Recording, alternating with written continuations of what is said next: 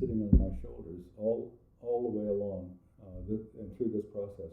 Milt Peterson, the developer, knew Hideo Sasaki, and Milt has used us on other projects.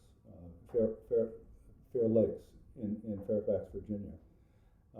It's very much it's a Sasaki project with a little bit of Olmsted thrown in. This is a much higher density thing. It's still real estate based, just as was Fair Lakes. But Milt hired Sasaki because he wanted a Sasaki product.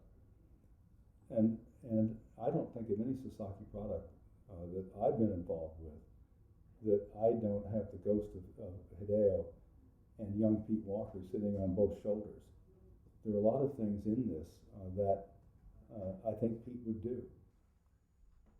Stepping back a bit, we've been involved with the whole master plan.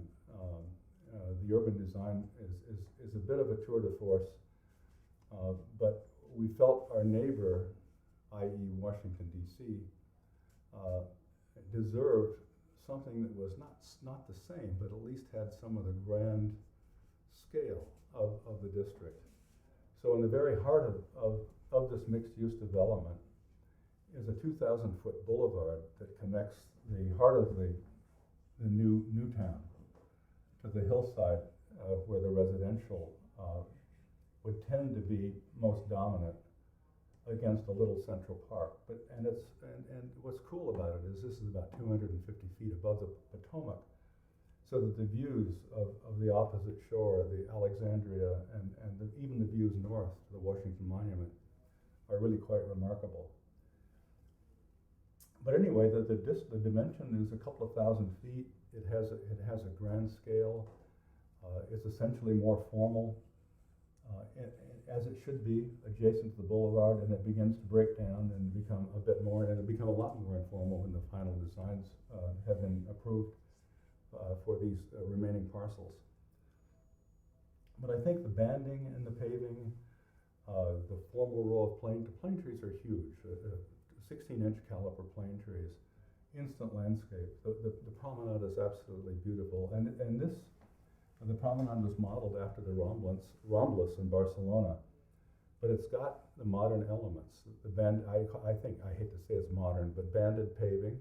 Banded paving basically extends all the way into National Plaza, all the way to the waterfront, and the whole notion of the materials chosen and the detail of the materials to reflect the ripples of water on the Potomac, to develop the feeling of those ripples of water extending all the way up to the top of National Harbor.